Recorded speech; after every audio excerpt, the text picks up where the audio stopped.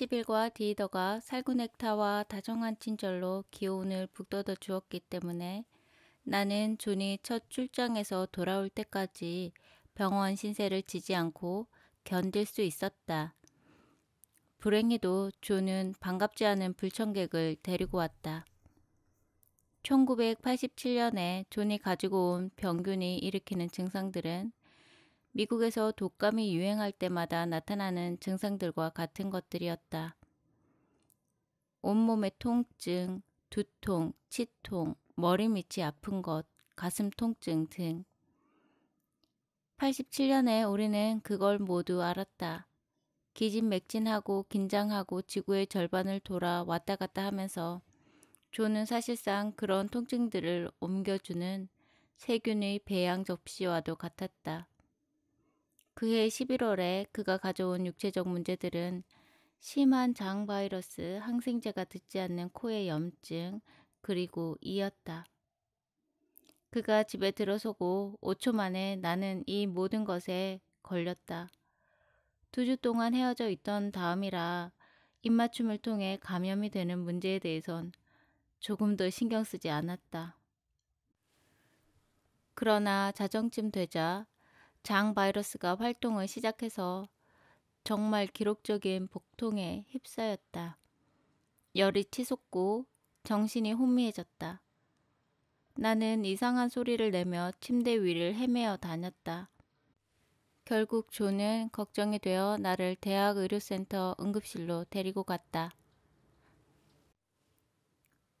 의사는 내가 혼자 쉬면서 포도당 용액을 흡수하도록 두고 나갔다. 나는 깊은 치유의 잠에 빠졌다. 그리고는 꿈을 꾸었다. 만일 꿈의 경험을 진실되게 말로 옮길 수 있다면 아마 우리는 애초에 꿈이 필요하지 않을 것이다. 꿈은 우리의 이성적인 말로 옮길 수 있는 정신 너머의 어느 곳에서 오는 것이어서 본성상 묘사할 수가 없다. 그날 내가 꾼 꿈은 대부분의 꿈보다도 더 묘사하기 어렵지만 한번 해보려고 한다. 나는 셔터로 반쯤 가려진 창문에서 비껴 들어온 빛이 가득한 방에서 목재 테이블 옆에 앉아 있었다. 테이블 위에는 오래되어 노랗게 변하고 거칠게 다루어 찢어진 수많은 서류들이 흩어져 쌓여 있었다. 나는 절망적이고 압도된 느낌이었다. 나는 어떤 이유에선지 그 서류들 중에서 아주 중요한 어떤 것을 찾아야 하게 되어 있었지만 어디를 찾아야 할지 몰랐다.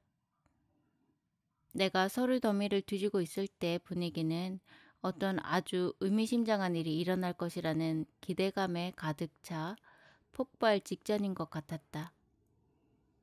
나는 알지 못하는 그 일에 대한 준비를 해야 된다는 강박적인 기분에 사로잡혀 있었다. 이윽고 나는 혼자 있는 것이 아니라는 것을 알게 되었다. 고개를 들어보니 테이블 저편에 한 젊은 남자가 앉아 있었다. 적어도 젊은 남자의 형상이기는 했다. 나는 이 사람이 사실은 나이를 먹지 않는 사람이라는 느낌이 있었지만 외양으로는 20대 중반쯤 되어 보였다. 그 사람이 실제로 어떻게 생겼는지는 기억이 없지만 그 사실은 기억한다. 여기 있어요. 그가 테이블 너머로 내게 종이 한 장을 내밀며 말했다. 그의 목소리는 아주 낭랑하면서도 부드러워서 내 눈에 눈물이 고이게 만들었다. 나는 당장에 그가 준 종이가 내가 찾던 것임을 알았다. 그것은 바로 내가 알아야 할 정보를 담고 있었다. 그런데도 나는 아주 내키지 않는 기분으로, 아니 공포심을 가지고 그것을 받기 위해 손을 내밀었다. 손을 벌려 그 종이를 짚는 일이 나를 몹시 두렵게 했다. 그러나 그런 두려움만큼 거기 쓰인 것을 보고 싶은 마음도 강했다. 그 편지를 읽던 기억은 그날 밤 아파트에 돌아와서 그 꿈에 대해 기억할 수 있는 것을 모두 적었을 때보다 지금은 훨씬 약해졌다. 그래도 10년이 지난 지금 그 이미지는 믿을 수 없을 만큼 생생하게 남아있다. 그 편지는 내가 본 적이 없는 글자로 내가 모르는 언어로 쓰여 있었다. 그런데도 나는 그것을 바로 이해할 수 있었다. 사실 그것은 영어보다 훨씬 더 분명한 언어인 것 같았다. 그걸 읽자 여러 해 동안 낯선 땅에 있다가 고향에 돌아온 것 같은 느낌이 들었다. 그 글자들은 확실하고 우아한 필체로 쓰여 있었고 글자에서 빛이 났다. 말 그대로 글자의 모든 획과 점에서 물 위에 비친 저녁 해와 같은 밝은 금빛 광채가 났다. 마치 잉크로 글자를 썼다기보다는 펜으로 물질적 현실을 긁어내어 그 밑에서 말할 수 없이 아름답게 빛나고 있는 것을 드러내고 있는 것 같았다. 그 편지를 읽는 동안 나는 주사액이 혈관 속으로 흘러들듯이 깊은 편안함이 방울방울 마음속으로 흘러드는 기분을 느꼈다. 간호사 브렌다가 내 어깨에 한 손을 가볍게 얹어서 나를 깨웠다. 나는 3시간 동안 잠이 들어 있었고 정맥 주사는 끝나 있었다. 나는 훨씬 기분이 좋아졌다. 바이러스는 물러가고 있었고 나의 조직들은 자양분을 흠뻑 빨아들였고 나는 혼자 설 수 있었다. 그러나 이런 신체적인 축복 외에도 그것을 훨씬 넘어 그 꿈의 여운이 남아 있었다. 나는 빛으로 목욕을 한 것 같은 기분이었다. 내가 옷을 입도록 브렌다는 나갔고 잠시 동안 나는 가만히 앉아서 마음속에서 그 꿈을 곰곰이 살펴보았다. 그것이 마치 복잡하고 정교한 보석이나 되는 것처럼 시각적인 상은 아직 몹시 생생했는데도 답답하게도 편지의 내용은 아무것도 단 한마디도 기억할 수가 없었다. 그러나 그 꿈을 꾸고 나서 그전엔 몰랐던 것을 알았다. 나는 3가지 사실을 확신했다. 테이블 건너편의 그 젊은이는 내가 임신하고 있는 태아라는 것. 그 존재는 나를 자기와 동등한 존재로서 사랑하고 존중한다는 것. 그리고 아기에게 무언가 잘못된 것이 있다는 것이었다. 나는 아주 천천히 옷을 입었다. 이제 몇 주 동안 이상한 감정과 인상들이 무슨 이상한 마약처럼 내 속에서 소용돌이치고 있었다. 나는 계속해서 내가 예상하지도 않았고 이해하지도 못하는 것들을 느끼고 있었다. 신발을 신으면서 나는 새로 생긴 터무니없는 믿음들, 특히 아기에게 무언가 문제가 있다는 생각을 떨쳐버리려 애썼다. 말도 안 돼. 라고 생각했다. 그런데 이상한 일은 나는 전혀 겁을 먹을 기분이 아니라는 것이었다. 내가 그 편지를 읽었을 때 내 속 깊이 자리 잡은 편안함은 내가 깨어났을 때에도 사라지지 않았다. 그것은 좋은 꿈이었다. 아주 좋은 꿈이었다. 내가 옷을 입고 나갔을 때 간호사 브렌다와 제니스가 간호사실에 있었다. 그들은 내가 혈색이 돌아오고 내 발로 걸어 나오는 것을 보고 몹시 기쁜 것 같았다. 나는 고맙다는 인사를 하고 내 하버드 신분증을 보여주고 퇴원서에 서명을 했다. 나가려고 돌아섰을 때 무언가가 나를 주저하게 만들었다. 궁금해서 그러는데요. 나는 어색하게 말을 꺼냈다. 내가 감염된 바이러스가 흔히 있는 위장에 감염되는 건 말이에요. 임신 초기에 어떤 문제를 일으킬 수 있나요? 얘기 후에 나는 내 보험이 포함하고 있는 모든 검사를 받아야겠다고 결정했다. 10년이 지난 지금도 나는 여전히 아담 자신이 그것을 제안했다고 믿고 있다. 내가 그의 어머니가 되는 준비를 하도록 돕기 위해서. 아담이 3살이었을 때 나는 그 아이가 말로 의사소통을 하게 되리라는 희망을 잃어버리기 시작했다. 말을 하지 못하는 것이 아이에게도 몹시 좌절감을 주었고 내 가슴은 갈갈이 찢어졌다. 나는 아이와 함께 몇 시간씩이나 언어치료사가 가르쳐준 훈련을 했지만 조금도 소용이 없었다. 때때로 아담은 억지로 어떤 단어에 꿰어 맞출 수 있는 소리를 내기도 했지만 조금이라도 정직하게 말한다면 전혀 아니었다. 나는 이 아이는 말을 할 수 없다는 사실을 받아들여야만 했다. 어느 날 소용없는 치료 훈련을 몇 시간이나 한 다음에 나는 절망 상태에 빠졌다. 나는 아이들을 데리고 식료품점에 가면서 아이들이 조용히 있도록 뇌물을 하나씩 주기로 했다.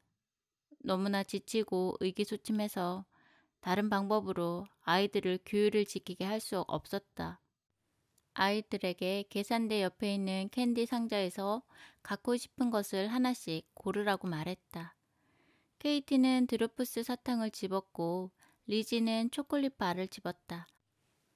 말을 하지는 못해도 내가 하는 말을 다 알아듣는 것으로 보이는 아담은 붉은 장미송이들이 담긴 바구니 쪽으로 가서 하나를 뽑았다. 네가 갖고 싶은 건 이거야? 내가 믿을 수 없어서 물었다. 그는 고개를 끄덕였다. 아니야, 이건 캔디가 아니잖아. 나는 장미를 제자리에 돌려놓고 아이를 캔디 상자로 향하게 했다. 캔디 갖고 싶지 않아? 아담은 고개를 젓고 다시 장미 바구니로 걸어가서 하나를 집어 계산대에 올려놓았다.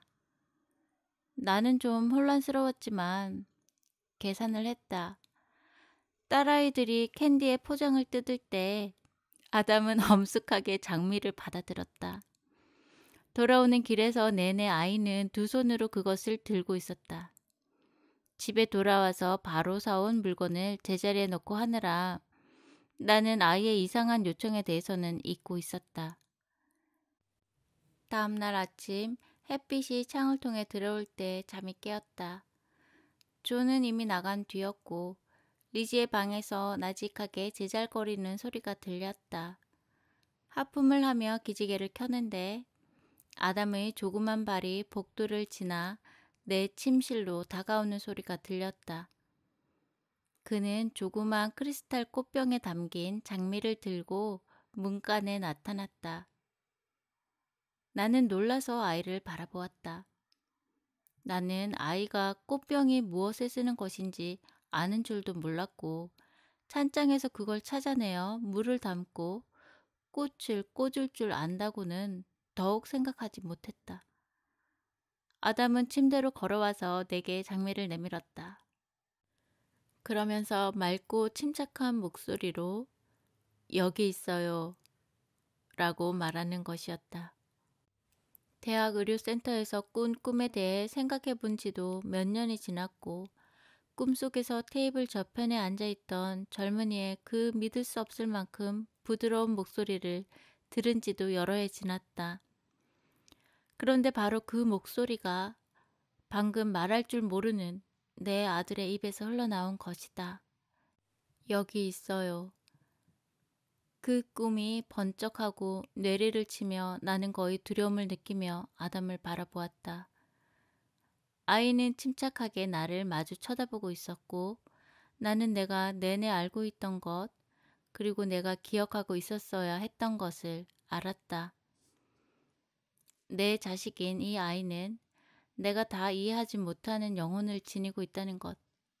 내가 그를 정상적인 아이로 만들려고 애쓰며 겪는 고통에 대해 안쓰럽게 생각하고 있다는 것. 그리고 나의 많은 결함에도 불구하고 그는 나를 사랑한다는 것을. 그리고 아이는 돌아서서 조그만 푸른 파자마를 조금 끌면서 방에서 걸어 나갔다. 아이들과 함께 장보기를 한 이야기를 하나 더 하겠다.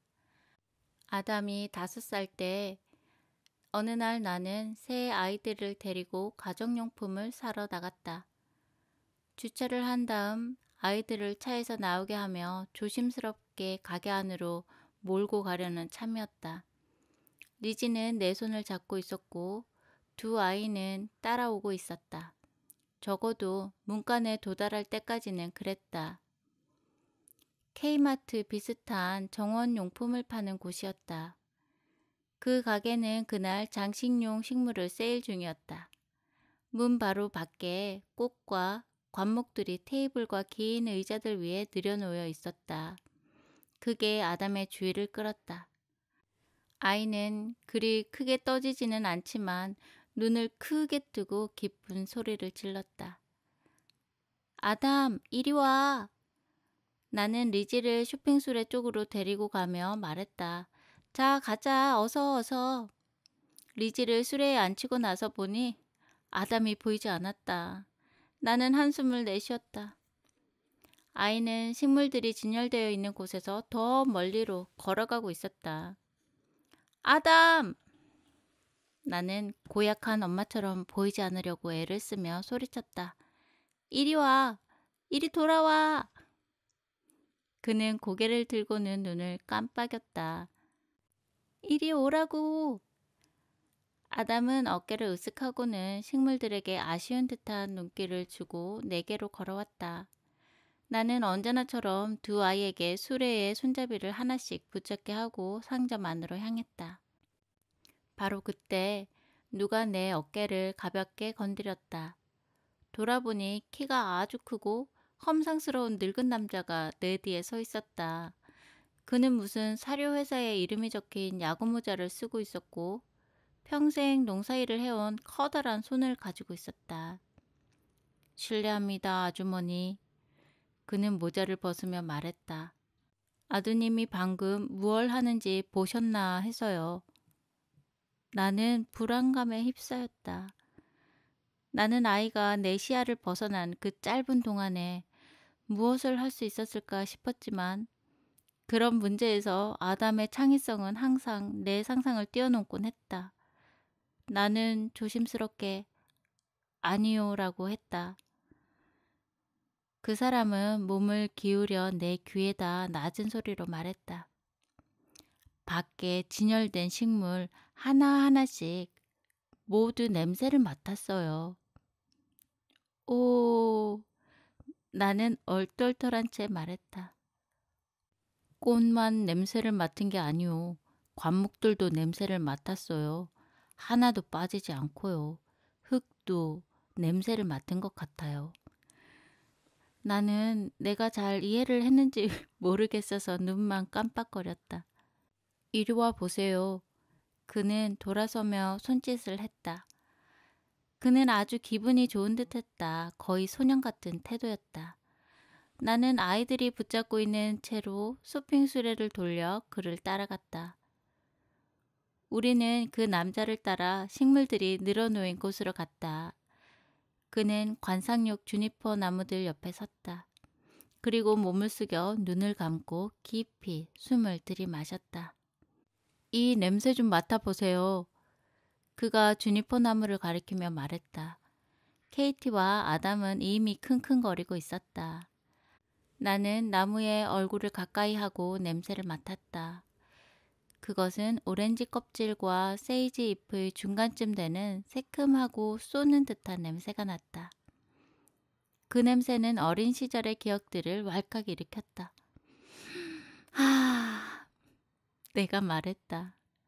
어때요? 대단하지요? 그 농부는 얼굴에 주름을 지으며 웃어 보였다. 이번엔 이걸 좀 맡아보세요. 우리는 5분이나 10분쯤 걸려서 그곳에 있는 식물들의 냄새를 모두 맡았다. 나는 아담이 아주 이상한 짓을 하지 않은 데에 너무나 안심이 되어서 이 거칠고 실제적으로 보이는 사람이 이 모든 일에 왜 그토록 관심이 있는지 이상하게 생각하지도 않았다. 아이들은 아주 좋아했다. 식물들 사이를 행복한 산 짐승들처럼 킁킁거리며 돌아다녔다. 내게는 이 식물들이 프루스트의 마들렌느는 비교도 되지 않을 만큼 옛 기억들을 불러일으키는 것이었다. 만일 상상력을 휘젓고 기억들을 불러일으키고 싶다면 당장의 관목나무들의 냄새를 맡아볼 일이다. 우리가 어리고 그래서 땅에 더 가까이 있던 시절에 집 근처에서 자라던 관목나무들 말이다. 냄새를 다 맡고 나자 그 노인은 몸을 일으키고 다시 나를 향해 모자를 들어 보였다.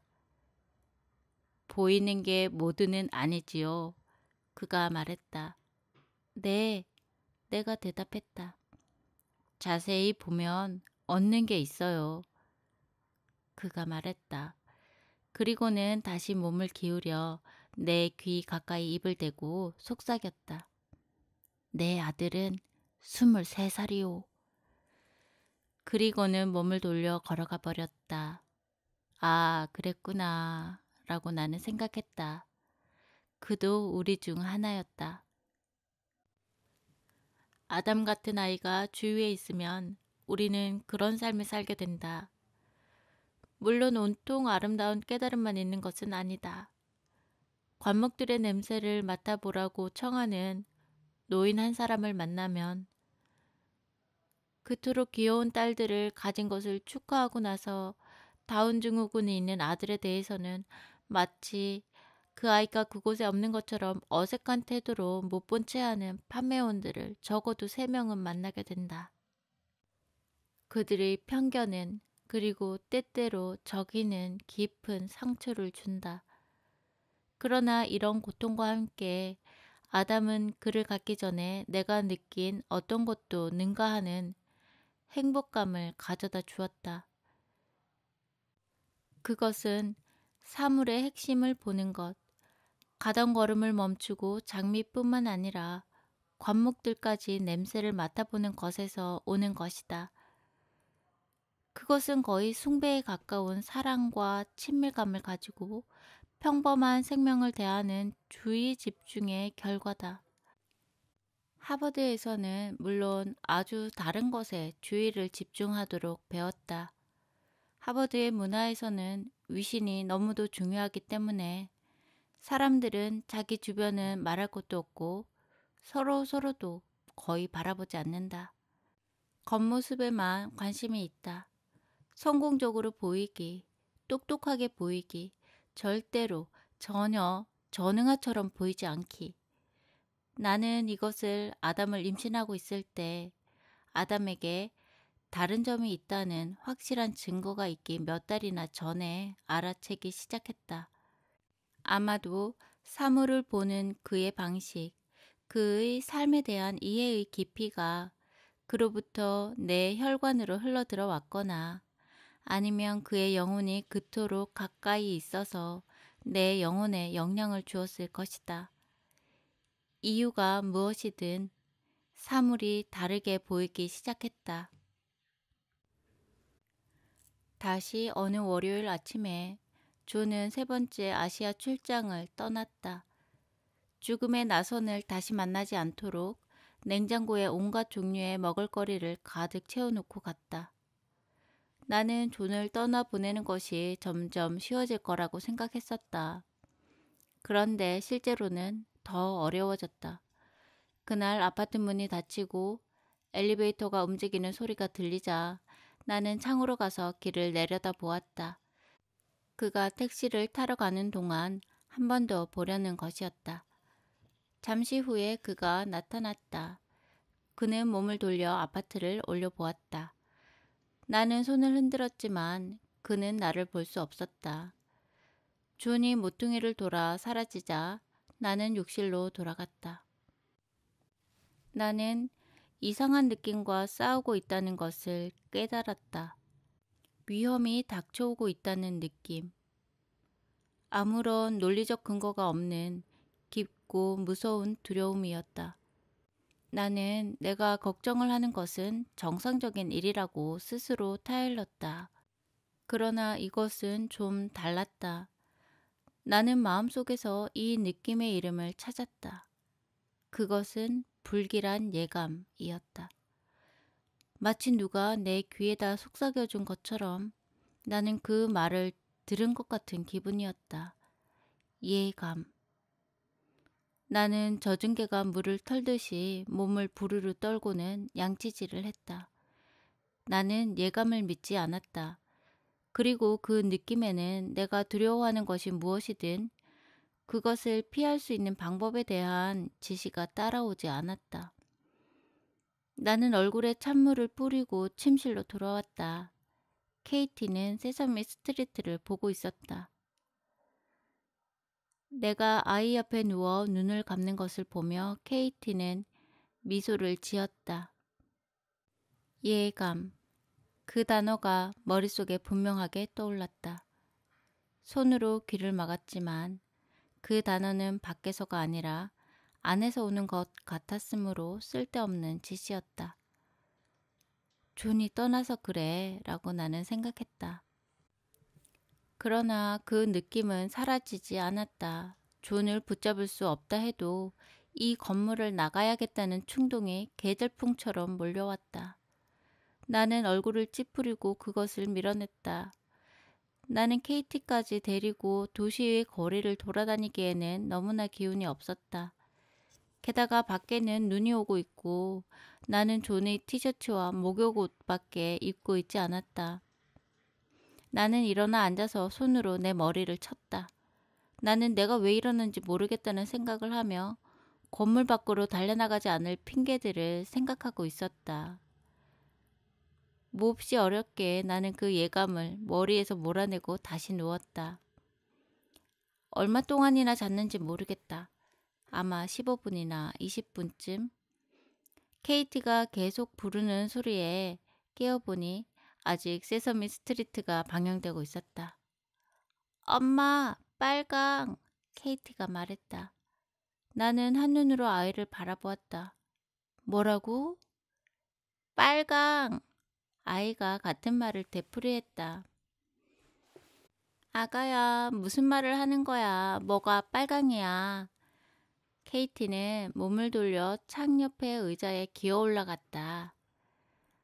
하나, 둘, 셋, 넷, 다섯, 와봐. 그 순간 거대한 오리가 꽥꽥거리는 것 같은 소리가 들려왔다. 그것은 벽들을 흔들며 일정한 간격으로 울렸다. 맙소사, 화재 경보네. 나는 한숨을 쉬었다. 우리 건물의 화재 경보기는 2주일 정도마다 울렸다. 케이티가 태어나기 전 우리가 처음 이곳으로 이사 왔을 때 몇 주 동안이나 밤마다 화재 경보가 울린 일도 있었다. 누구나 다 불이 나지 않은 줄 알았지만 우리는 얌전히 계단을 내려가서 주차장 뒤에 모여서 있곤 했다.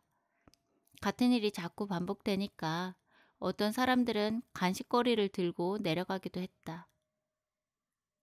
엄마 봤어? 케이티가 손가락질을 하며 말했다. 저 아래에 장난감처럼 보이는 소방차가 모여 있었다. 5대였다. 아이에게 옷을 입히고 나서 신발을 가지러 걸어갔다. 신을 신고 아직도 창밖을 내다보고 있는 아이에게 갔다. 나도 밖을 내다보았다. 소방차에서 소방수들이 개미떼처럼 쏟아져 나와서 바삐 움직이고 있었다. 이곳은 처음 보는 일이었다. 나는 케이트를 들쳐 안으면서 아이가 너무나 가벼워서 놀랐다. 내 근육 속에 아드레날린이 퍼져 들어간 것이다. 나는 그런 생각에 고개를 젓고 케이트를 데리고 천천히 침착하게 보통 걸음으로 현관으로 향했다. 거실로 들어설 때 나의 모든 감각은 경계 상태였다. 피부에 닿는 공기는 따뜻하고 거의 탁하게 느껴졌다. 이상한 유독성의 냄새가 약하지만 날카롭게 느껴졌고 코가 아프고 입에도 고약한 맛을 남겼다.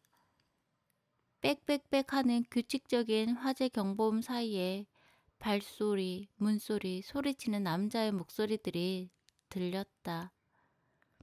내려다보니 문 아래로 탁한 검은 연기가 느릿느릿 스며들고 있었다. 나는 케이티를 단단히 안고 문을 열고 달렸다. 문 밖은 재난영화의 장면이었다. 유독한 연기 구름이 공중에 넘실대고 있었고 잠옷에 슬리퍼만 신고 나온 이웃 사람들을 잘 알아볼 수도 없었다. 숨을 들이키자 마치 바늘들을 들이마신 것 같았다. 허파의 세포 하나하나가 모두 당장에 터지는 것 같았다. 나는 몸을 돌려 다음 층계창까지 내려갔다. 9층이었다. 코트자락 밑에서 케이티가 캑캑거리는 소리가 들렸다. 아이는 겁먹은 아기 원숭이처럼 팔과 다리로 나에게 매달려 있었다. 나는 갑자기 연기에 대해 화가 치밀었다. 그것이 마치 내 아이를 찾고 있는 의식이 있는 사악한 존재인 것 같았다. 나는 층계참 하나를 더 내려가 몸을 돌렸다. 화재 경보는 아직 울리고 있었다. 무섭게 큰 소리였다. 소리가 날 때마다 내 온몸을 뒤흔들었다. 귀를 먹게 할 정도의 삑삑삑 하는 소리 사이에 사람들의 비명, 개짖는 소리, 달리는 발소리들이 들렸다. 숨을 쉴 때마다 허파가 격렬하게 뒤틀리는 듯 했지만 숨을 들이마시지 않을 수 없었다. 눈을 심하게 비볐을 때처럼 눈 속에서 점들과 소용돌이들이 보이기 시작했다. 공기가 더워지고 있었다. 만일 불과 마주친다면 나는 계단을 다시 올라갈 수도 없을 것 같았다. 다시 층계참에 닿았다. 몇 개나 지나왔던가. 셈을 잊어버렸다. 허파는 거의 마비 상태였다. 그런데 이제 몸의 다른 부분들이 경직되기 시작했다. 온 팔과 온 다리에 찌르는 듯한 통증이 느껴졌다. 나는 몸을 한쪽으로 기울여 균형을 잡으려고 애를 썼다. 그리고는 머리가 벽에 쾅 부딪히는 것을 느꼈다. 나는 넘어졌다. 내가 정신을 잃지 않은 것은 분노 때문이었다. 나의 처지에 대한 분노가 아니라 내 딸을 죽이려고 하는 이 사악한 괴물 같은 것에 대한 분노였다. 나는 일어서려고 버둥거렸지만 방향 감각도 계단이 어디에 있는지에 대한 기억도 아이를 안전한 곳으로 데려가는 데 도움이 될 아무것도 기억할 수 없었다. 아이의 입과 코를 싸매어 주려고 주머니에서 장갑을 찾는데 분노의 눈물이 줄줄 흘러내렸다. 장갑은 찾았지만 나는 의식을 잃어가고 있었다. 그것을 아이의 얼굴까지 들어 올릴 수가 없었다. 케이티가 안긴 채 울며 기침을 하고 있는 동안 내가 벽에 기대어 주저앉아 있는 것은 1초밖에 안 되었는지 아니면 1분이나 되었는지 알 수 없다. 그것은 영원처럼 느껴졌다. 마음속에는 여전히 분노가 타오르고 있었으나 나는 움직일 수가 없었다. 내 몸은 가지고 있던 산소를 다 써버렸고 이제 내 두뇌는 닫힌 항아리 속에 들어있는 촛불처럼 가물가물 꺼져가고 있었다. 빛의 소용돌이가 더 밝고 낯설어졌고 화재 경보기 소리와 사람들의 기침 소리, 비명 소리들은 멀리 텅 빈 정적 속으로 잦아들었다. 내 팔을 잡는 손이 느껴졌다. 나는 가물거리는 정신으로 공허하게 상당히 손이 크다고 생각했다. 남자인가 보았다. 그는 나를 잡아당겼다. 몹시 불쾌했다. 내 온몸은 공기를 찾아 비명을 질러대고 있었다.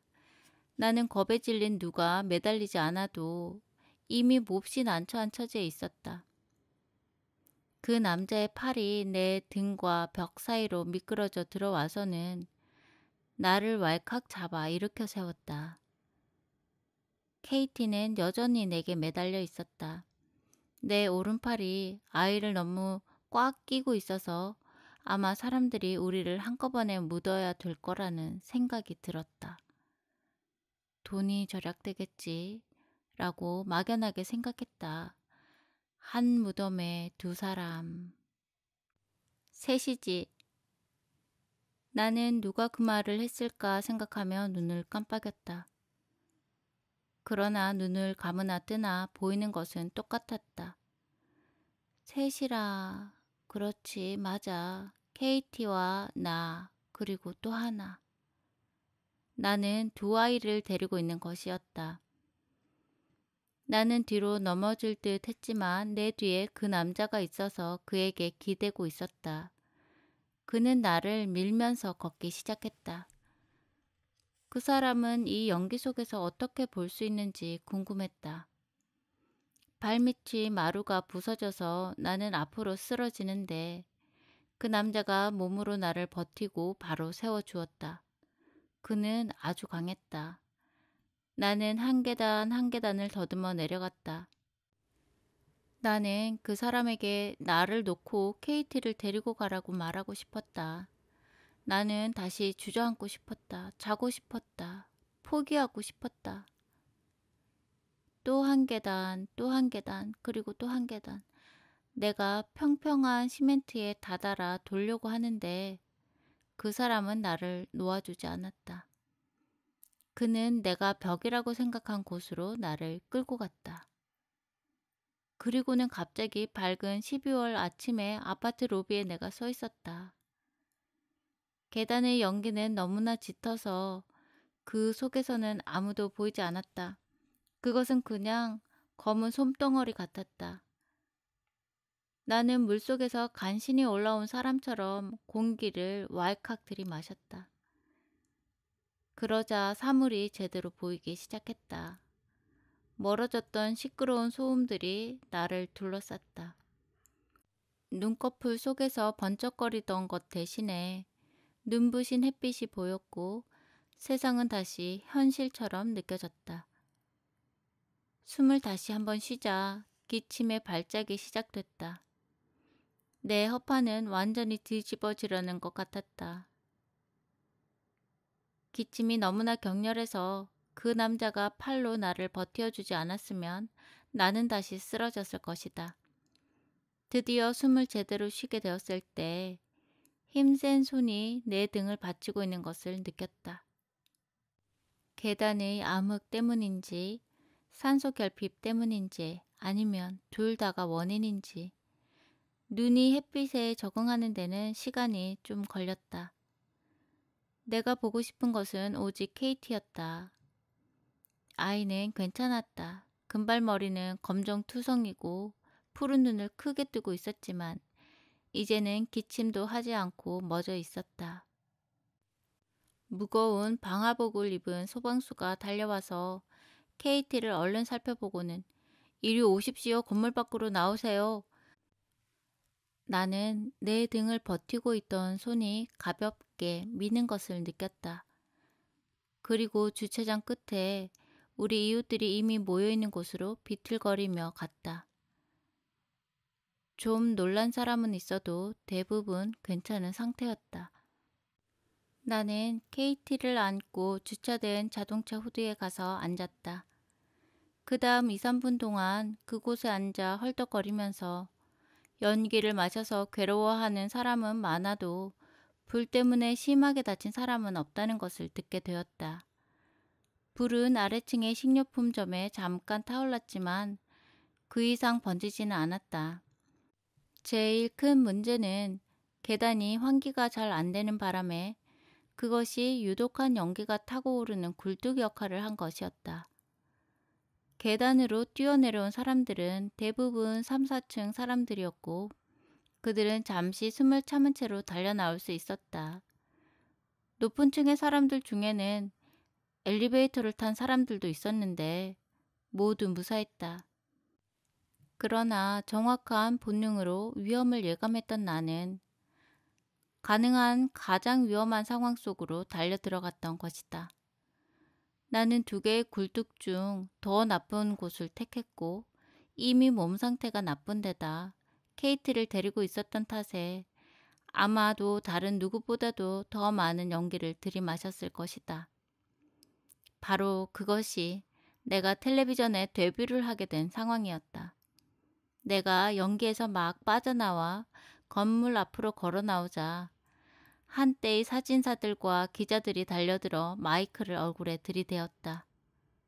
그들은 그날 아침에 여러 사람을 인터뷰했지만 뉴스 시간에 잠시나마 얼굴이 나온 것은 나뿐이었다. 그 이유는 내 모습과 말소리가 다른 사람들보다 수십 배 나빴기 때문이다. 그 다음날 창피하게도 하버드에서 만난 사람은 거의 모두 내가 뉴스에 나온 이야기를 했다.